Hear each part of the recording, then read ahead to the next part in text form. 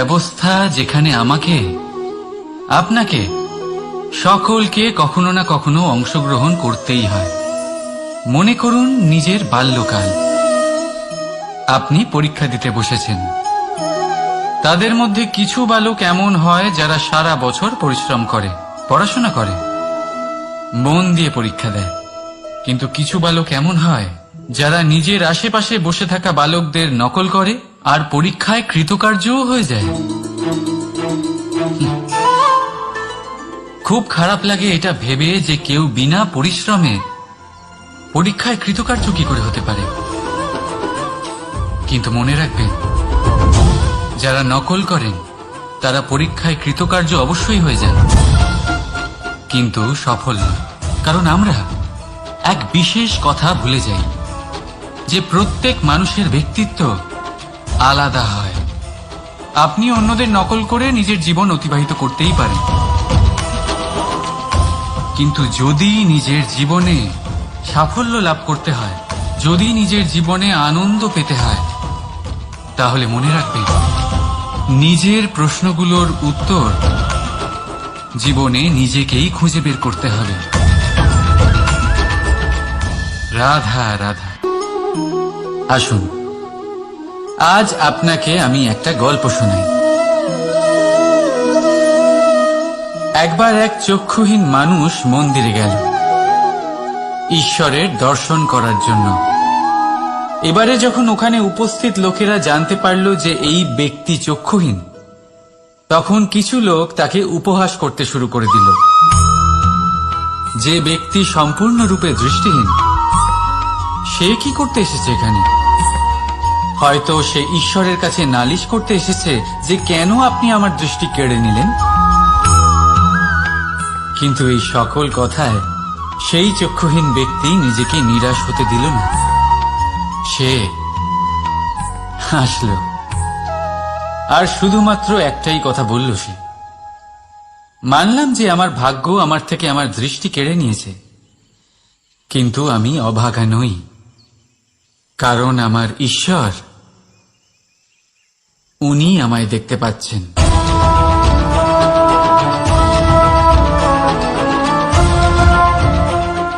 তাই মনে রাখবেন, দৃষ্টি নয় দৃষ্টিভঙ্গি আবশ্যক। যদি আপনার দৃষ্টিভঙ্গি শুভ হয়, তাহলে অশুভর মধ্যেও আপনি শুভ দেখতে পাবেন। আর মন প্রসন্ন হয়ে বলবে, রাধা রাধা। আপনি এই সংসারে এমন অনেক মানুষ চেনেন যারা অত্যন্ত স্বার্থপর, যারা শুধুমাত্র প্রয়োজন পড়লেই আপনার কথা মনে করে। তাছাড়া বহু বছর তাদের দেখাই পাওয়া যায় না, কিন্তু যখনই তাদের আপনার সাহায্যের প্রয়োজন পড়ে, হাত জোর করে আপনার সামনে এসে উপস্থিত হয়। বড়ই রাগ হয় এদের ওপরে, মন ভারী হয়ে ওঠে। মন এই কথাই বলে যে এই ব্যক্তির সাহায্য করা উচিত নয়, কিন্তু আপনি এরকম কখনোই করবেন না। আপনি বলবেন, কেন বলছি আমি এই কথা? মনে রাখবেন, আলোর খোঁজ মানুষ শুধুমাত্র তখনই করে যখন অন্ধকার গভীরতর হয়। তাকে স্বার্থপর ভেবে নিজের মনকে বিচলিত করবেন না। নিজেকে আলো মনে করে আনন্দে থাকুন। ভাগ্যবান মনে করুন নিজেকে, যে কারোর বিপদের সময় তার আপনার কথা মনে পড়েছে, যে আপনি এই সংসারে কাউকে সাহায্য করার যোগ্যতা রাখেন। এই জীবনে কেউ স্বার্থপর বলে নিজের দৃষ্টিভঙ্গি কখনোই পাল্টাবেন না। শুধুই নজর রাখুন নিজের পরমার্থের ওপরে। মন প্রসন্ন হয়ে বলবে, রাধা রাধা। কখনো কোনো পাখিকে দেখেছেন? যখন তারা ডিম পাড়তে প্রস্তুত হয়, তখন তারা সবচেয়ে আগে একটা স্থান খোঁজে, একটা স্থান যা বর্ষা, রৌদ্র আর শত্রুর থেকে সুরক্ষিত হয়। তারপর তারা বাসা তৈরি করে, তারপরেই ডিম পাড়ে, আর তারপর যখন সেই ডিম ফুটে তার সন্তানদের জন্ম হয়, সে তাদের খাবার খাওয়ায়, তাদের রক্ষণাবেক্ষণ করে। কিন্তু যখন তাদের ডানা গজায়, তখন না সে তাদের খাবার দেয় আর না তাদের বাসা বানাতে শেখায়। শুধুমাত্র তাদের উড়তে শেখায় সে। তারপর সেই বাচ্চারা আকাশে উড়তে শিখে নিজেরাই নিজেদের খাবার জোগাড় করতে শিখে যায়, নিজেরাই নিজেদের বাসা বানাতে শিখে যায়। আর আমরা মানুষেরা কি করি? আমাদের সন্তান বড় হয়ে যাওয়া সত্ত্বেও তাদের নিয়ে সর্বদা দুশ্চিন্তা করি। তার জন্য আমরা গৃহ নির্মাণের চেষ্টা করি। নিজের সন্তানকে আরো শক্তিশালী করে গড়ে তোলার বদলে তাকে আমরা দুর্বল করে দিই। জীবনে সেটাই করুন যা একটা পাখি করে। নিজের সন্তানকে আকাশে ওড়ার শিক্ষা দিন, সংস্কার দিন, আর একটা নির্দিষ্ট সময়ের পরে তাকে নিজের আকাশ নির্ধারণ করতে মুক্ত করে দিন। রাধা রাধা। মানুষ যখন সাফল্য অর্জন করে তখন তার মধ্যে জাগে অহংকার। আর এই সময় মানুষ সচরাচর একটা কথা ভুলে যায়, নত হতে। সে ভাবে যে আমি কারোর সামনে কেন নত হব? আর এটা এই কারণে হয় কারণ মানুষ এক গুরুত্বপূর্ণ কথা ভুলে যায়, যে এই সংসারে, এই জীবনে সে যা অর্জন করেছে নত হয়েই অর্জন করেছে। বাল্যকালে সে হাঁটতে শিখেছে, এই মাটির কাছে নত হবেন।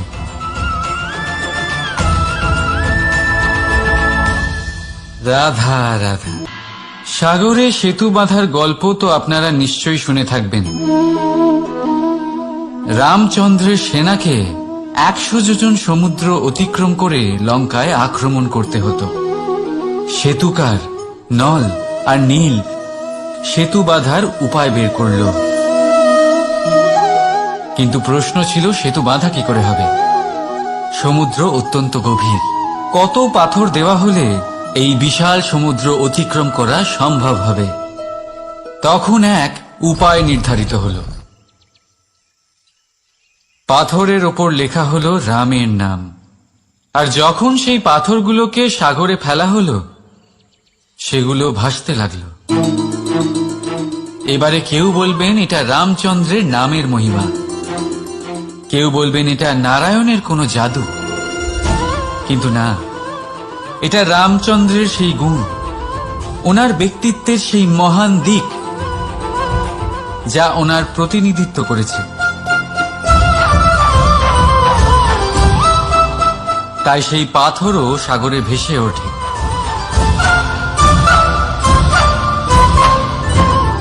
ঠিক সেইভাবেই যেখানে আমরা থাকি না, সেখানে আমাদের গুণ আমাদের প্রতিনিধিত্ব করে। আমাদের নামের শক্তি আমরা নিজেরাই তৈরি করি, আমাদের কর্ম দিয়ে, আমাদের গুণ দিয়ে।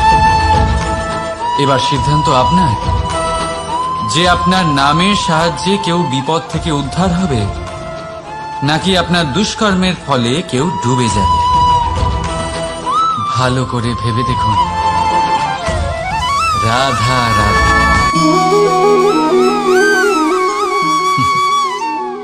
এবারে আপনারা ভাবছেন যে আমি এত একাগ্রতার সাথে এই পিঁপড়েকে কেন দেখছি। আপনাকে বলি যে আজ এই পিঁপড়েকে দেখে আমি মন্ত্রমুগ্ধ হয়ে গেছি। ওর রূপ বা ওর আকার দেখে নয়, এই পিঁপড়ের প্রচেষ্টা দেখে।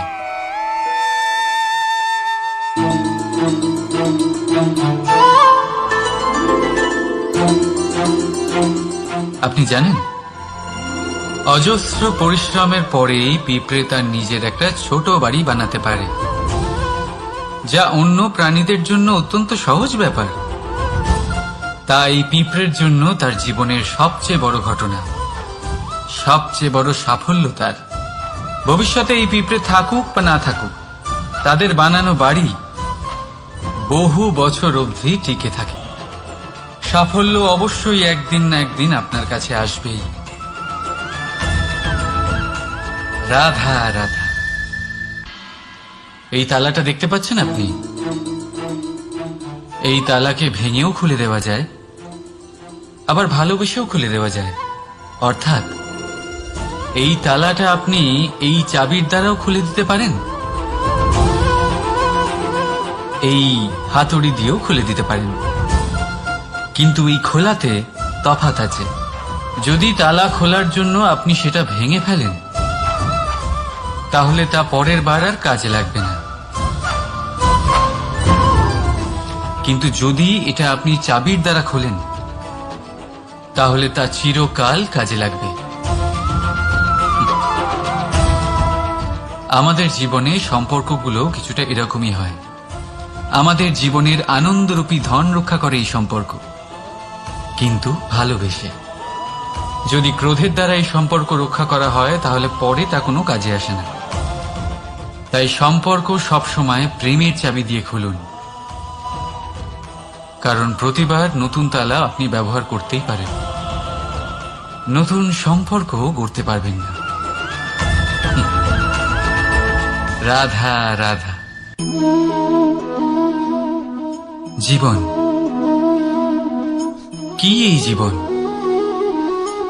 আমরা জন্ম নিই, বড় হয়ে উঠি, আমাদের মা বাবা আমাদের পালন করেন, তারপর তাদের অর্থ দিয়ে আমাদের বাল্যকাল কাটে। আমরা আরো বড় হই, বিবাহ বন্ধনে আবদ্ধ হই, আমাদেরও সন্তান হয়, আমরা তাদের পালন করি, তারপর আমরা বৃদ্ধ হই, আর একদিন এই সংসার ছেড়ে আমরা সকলে চলে যাই। এটাই কি জীবন? আপনার মনে এই প্রশ্ন হয়তো অনেকবার জেগেছে, তাই না? এবার একটু জলের যাত্রাপথ লক্ষ্য করুন। সাগর থেকে বাষ্প হয়ে ওঠে এই জল, মেঘ হয়ে ঝরে পড়ে সে, তারপর নদী হয়ে আবার সাগরে মিলিয়ে যায়। কিন্তু কখনো এই প্রশ্ন করে না যে তার জীবন কি, তার উদ্দেশ্য কি।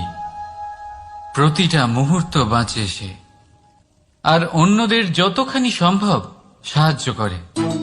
যখন সাগরে থাকে, তখন অসংখ্য জীবকে জীবন দান করে। যখন সাগর থেকে বাষ্প হয়ে মেঘ হয়ে যায়, তখন চাষিদের মনে এই আশা জাগায় যে ফসল আবার ফলবে। যখন বর্ষা হয়ে ঝরে পড়ে, তখন এই শুকনো তৃষ্ণার্ত ধরিত্রীর তৃষ্ণা মেটায়। আর যখন নদীতে থাকে, তখন তার পাড়ে নানান গাছপালার জন্ম দেয়। কিন্তু ভাবুন, জল কি কখনো এটা ভাবে যে তার জীবন কি, বা তার জীবনের উদ্দেশ্যটাই বা কি? না, সে শুধু নিজের ধর্ম পালন করে যায়, আর যতটা সম্ভব সবাইকে আনন্দ প্রদান করতে থাকে। সেই জন্যই জীবনে কখনো এই প্রশ্ন করবেন না যে এই জীবন কি, এই জীবনের উদ্দেশ্য কি। শুধু এই জীবন বাঁচুন, আর যতটা সম্ভব সবাইকে আনন্দ প্রদান করুন। মন প্রসন্ন হয়ে বলবে রাধা রাধা। কখনো বৃষ্টির জন্য হওয়া কাদার মধ্যে দিয়ে আপনি নিজের বাড়ি ফিরেছেন? পাদুকা পরার জন্য আপনি ওই কাদা থেকে অবশ্যই বেঁচে যান, কিন্তু সেই পাদুকা থেকে আগত নোংরা কাদার ছিটে আপনার বস্ত্রকে ময়লা করেই দেয়। কিন্তু তাও সেই ছিটের জন্য আপনার বস্ত্র ময়লা হয়ে যাবে, সেই জন্য আপনি পাদুকা পরা ছেড়ে দেন না। ঠিক সেইভাবেই জীবনে এমন কিছু মানুষও আসেন যারা পাদুকার মতো হন, যারা আপনাকে কাদার থেকে বাঁচিয়ে নেন, কিন্তু বস্ত্ররূপী আপনার মনের উপরে আশঙ্কার দাগ ছেড়ে যান। এইসব মানুষের জন্য নিজের মন ছোট করার কোনো প্রয়োজন নেই। প্রয়োজন আছে শুধু এটা ভাবার যে আপনি নিজের পা কাদার থেকে বাঁচাবেন, নাকি আপনার বস্ত্র। জীবনে গম্ভীর হওয়া ভালো কথা, কিন্তু সমস্ত বিষয় যদি গম্ভীরভাবে ভাবতে থাকেন, তাহলে জীবনের আনন্দটাই শেষ হয়ে যাবে। এই সংসার অস্থায়ী। এখানে এমন কিছুই নেই যা চিরকাল জীবিত থাকবে। তাই যতক্ষণ এই জীবন আছে, সন্তুষ্টি আর আনন্দ নিয়ে বাঁচুন। নিজের ওপর আগত কাদার ছিটের দিকে মন দেবেন না, শুধু আনন্দ বিতরণ করুন। মন প্রসন্ন হয়ে বলবে, রাধা রাধা। আসুন, আজ আপনাকে আমি একটা গল্প শোনাই। একবার এক চক্ষুহীন মানুষ মন্দিরে গেল ঈশ্বরের দর্শন করার জন্য। এবারে যখন ওখানে উপস্থিত লোকেরা জানতে পারল যে এই ব্যক্তি চক্ষুহীন, তখন কিছু লোক তাকে উপহাস করতে শুরু করে দিল। যে ব্যক্তি সম্পূর্ণরূপে দৃষ্টিহীন, সে কি করতে এসেছে এখানে? হয়তো সে ঈশ্বরের কাছে নালিশ করতে এসেছে যে কেন আপনি আমার দৃষ্টি কেড়ে নিলেন। কিন্তু এই সকল কথায় সেই চক্ষুহীন ব্যক্তি নিজেকে নিরাশ হতে দিল না। সে হাসল আর শুধুমাত্র একটাই কথা বলল সে, মানলাম যে আমার ভাগ্য আমার থেকে আমার দৃষ্টি কেড়ে নিয়েছে, কিন্তু আমি অভাগা নই, কারণ আমার ঈশ্বর, উনি আমায় দেখতে পাচ্ছেন।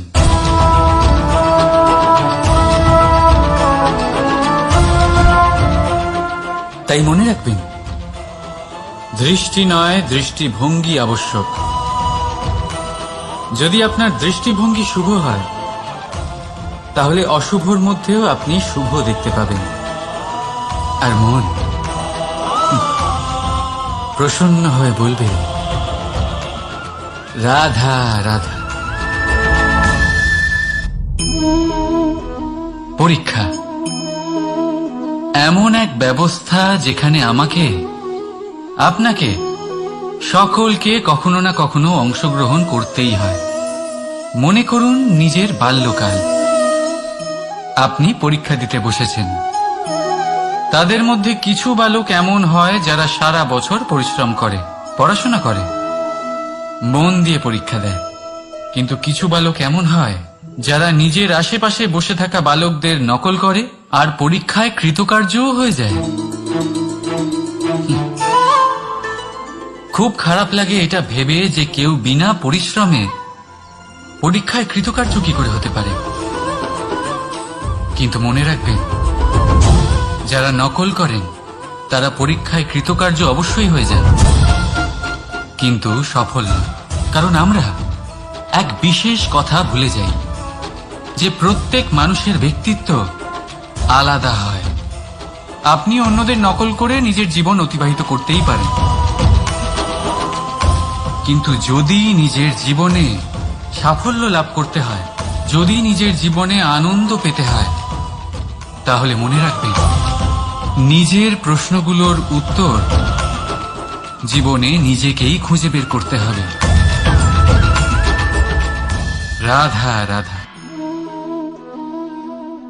মানুষ যখন সাফল্য অর্জন করে, তখন তার মধ্যে জাগে অহংকার। আর এই সময় মানুষ সচরাচর একটা কথা ভুলে যায়, নত হতে। সে ভাবে যে আমি কারোর সামনে কেন নত হব। আর এটা এই কারণে হয় কারণ মানুষ এক গুরুত্বপূর্ণ কথা ভুলে যায়, যে এই সংসারে, এই জীবনে সে যা অর্জন করেছে, নত হয়েই অর্জন করেছে। বাল্যকালে সে হাঁটতে শিখেছে এই মাটির কাছে নত হয়ে।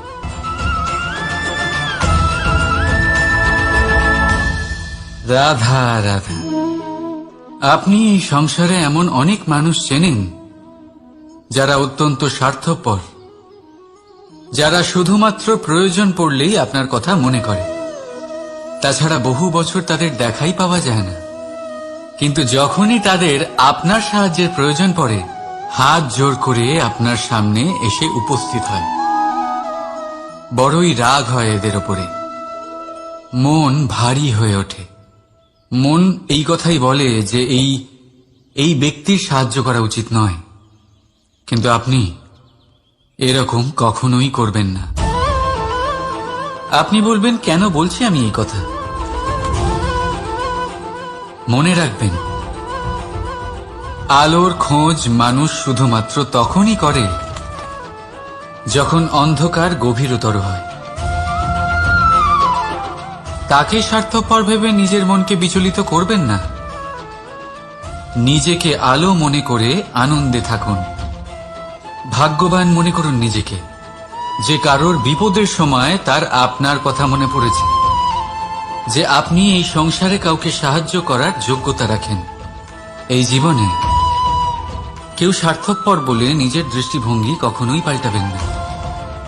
শুধুই নজর রাখুন নিজের পরমার্থের ওপরে। মন প্রসন্ন হয়ে বলবে,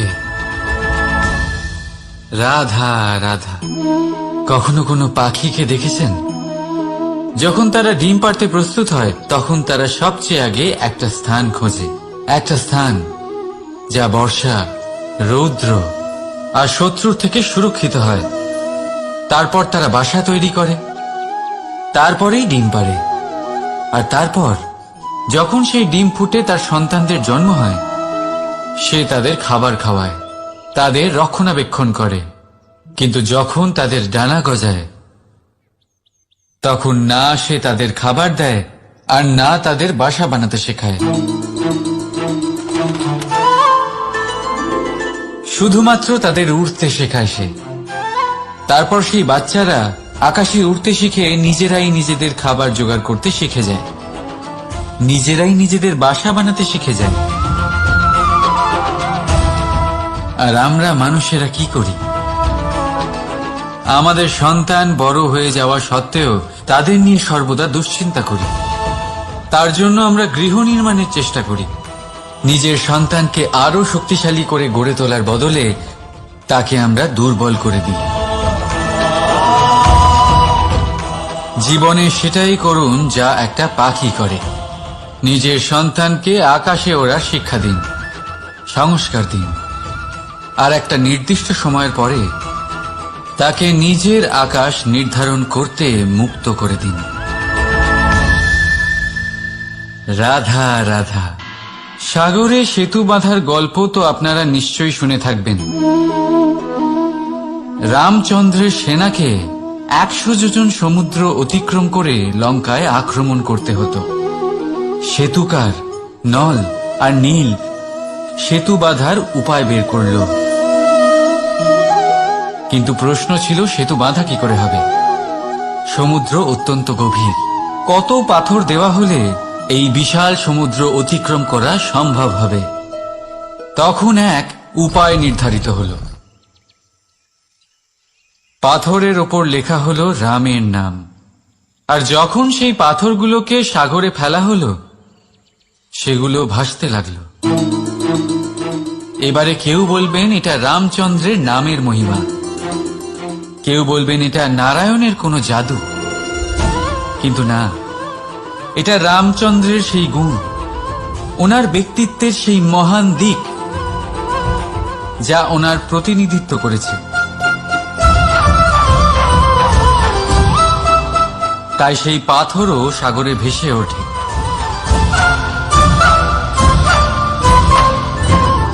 ঠিক সেইভাবেই যেখানে আমরা থাকি না, সে এবারে আপনারা ভাবছেন যে আমি এত একাগ্রতার সাথে এই পিঁপড়েকে কেন দেখছি। আপনাকে বলি যে আজ এই পিঁপড়েকে দেখে আমি মন্ত্রমুগ্ধ হয়ে গেছি। ওর রূপ বা ওর আকার দেখে নয়, এই পিঁপড়ের প্রচেষ্টা দেখে। টিকে থাকে। সাফল্য অবশ্যই একদিন না একদিন আপনার কাছে আসবেই। রাধা রাধা। এই তালাটা দেখতে পাচ্ছেন আপনি? এই তালাকে ভেঙেও খুলে দেওয়া যায়, আবার ভালোবেসেও খুলে দেওয়া যায়। অর্থাৎ এই তালাটা আপনি এই চাবির দ্বারাও খুলে দিতে পারেন, এই হাতুড়ি দিয়েও খুলে দিতে পারেন। কিন্তু এই খোলাতে তফাৎ আছে। যদি তালা খোলার জন্য আপনি সেটা ভেঙে ফেলেন, তাহলে তা পরের বার আর কাজে লাগবে না। কিন্তু যদি এটা আপনি চাবির দ্বারা খোলেন, তাহলে তা চিরকাল কাজে লাগবে। আমাদের জীবনে সম্পর্কগুলো কিছুটা এরকমই হয়। আমাদের জীবনের আনন্দরূপী ধন রক্ষা করে এই সম্পর্ক, কিন্তু ভালোবেসে। যদি ক্রোধের দ্বারা এই সম্পর্ক রক্ষা করা হয়, তাহলে পরে তা কোনো কাজে আসে না। তাই সম্পর্ক সবসময় প্রেমের চাবি দিয়ে খুলুন, কারণ প্রতিবার নতুন তালা আপনি ব্যবহার করতেই পারেন, নতুন সম্পর্ক গড়তে পারবেন না। রাধা রাধা। জীবন কি? এই জীবন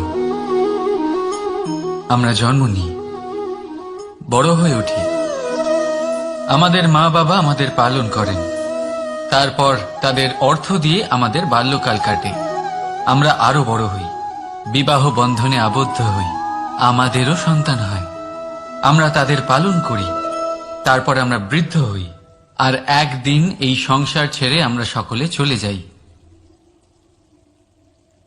এটাই কি জীবন? আপনার মনে এই প্রশ্ন হয়তো অনেকবার জেগেছে, তাই না? এবার একটু জলের যাত্রাপথ লক্ষ্য করুন। সাগর থেকে বাষ্প হয়ে ওঠে এই জল, মেঘ হয়ে ঝরে পড়ে সে, তারপর নদী হয়ে আবার সাগরে মিলিয়ে যায়। কিন্তু কখনো এই প্রশ্ন করে না যে তার জীবন কি, তার উদ্দেশ্য কি। প্রতিটা মুহূর্ত বাঁচে সে, আর অন্যদের যতখানি সম্ভব সাহায্য করে। যখন সাগরে থাকে, তখন অসংখ্য জীবকে জীবন দান করে। যখন সাগর থেকে বাষ্প হয়ে মেঘ হয়ে যায়, তখন চাষিদের মনে এই আশা জাগায় যে ফসল আবার ফলবে। যখন বর্ষা হয়ে ঝরে পড়ে, জীবনের উদ্দেশ্য কি? শুধু এই জীবন বাঁচুন, আর যতটা সম্ভব সবাইকে আনন্দ প্রদান করুন। মন প্রসন্ন হয়ে বলবে রাধা রাধা। কখনো বৃষ্টির জন্য হওয়া কাদার মধ্যে দিয়ে আপনি নিজের বাড়ি ফিরেছেন? পাদুকা পরার জন্য আপনি ওই কাদা থেকে অবশ্যই বেঁচে যান, কিন্তু সেই পাদুকা থেকে আগত নোংরা কাদার ছিটে আপনার বস্ত্রকে ময়লা করেই দেয়। কিন্তু তাও সেই ছিটের জন্য আপনার বস্ত্র ময়লা হয়ে যাবে, সেই জন্য আপনি পাদুকা পরা ছেড়ে দেন না।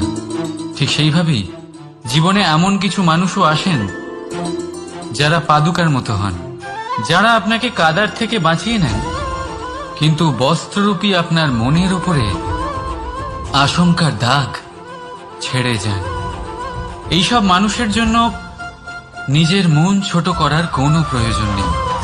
প্রয়োজন আছে শুধু এটা ভাবার যে আপনি নিজের পা কাদার থেকে বাঁচাবেন নাকি আপনার বস্ত্র।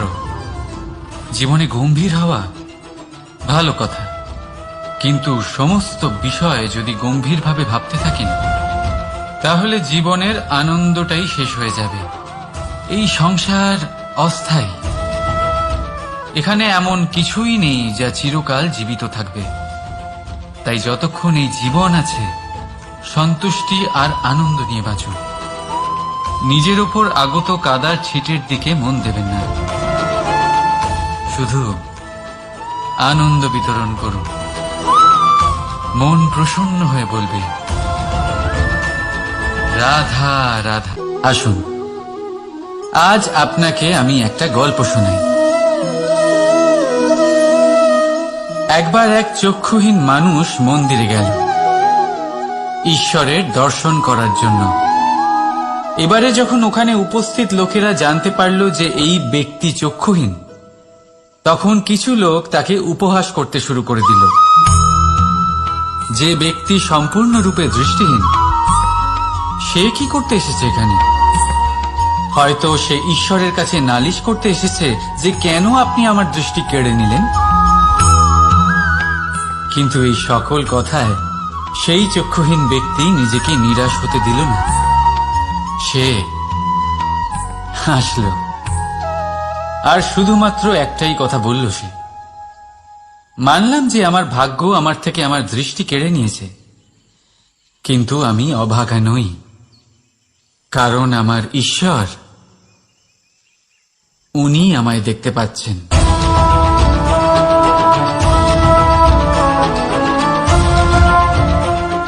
তাই মনে রাখবেন, দৃষ্টি নয় দৃষ্টিভঙ্গি আবশ্যক।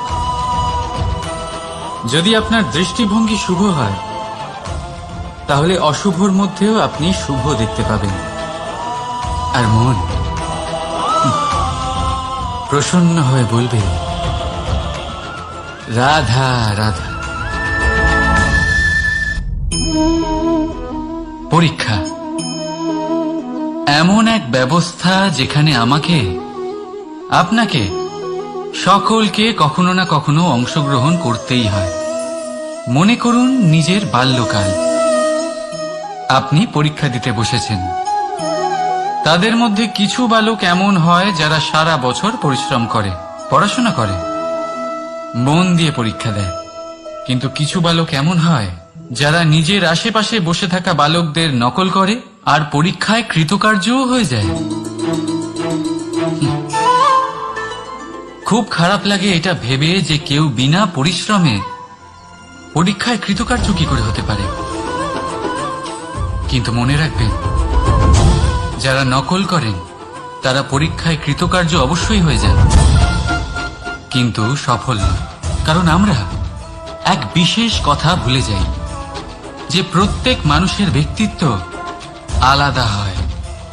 আপনি অন্যদের নকল করে নিজের জীবন অতিবাহিত করতেই পারেন,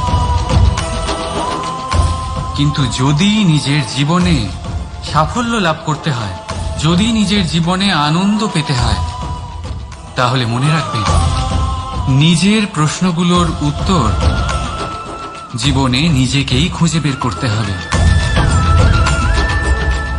রাধা রাধা। মানুষ যখন সাফল্য অর্জন করে তখন তার মধ্যে জাগে অহংকার। আর এই সময় মানুষ সচরাচর একটা কথা ভুলে যায়, নত হতে। সে ভাবে যে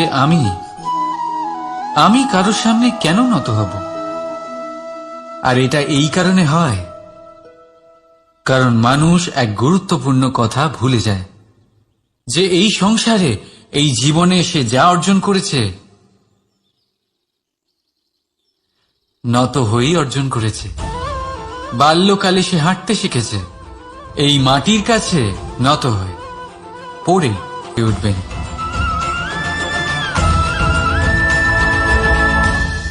রাধা রাধা। আমাদের ভিডিওগুলি যদি আপনাদের ভালো লেগে থাকে তাহলে লাইক, কমেন্ট, শেয়ার করতে ভুলবেন না এবং আরও নতুন নতুন ভিডিও পেতে চ্যানেলটি সাবস্ক্রাইব করে পাশে থাকা বেল আইকনটি অন করে রাখুন। ধন্যবাদ।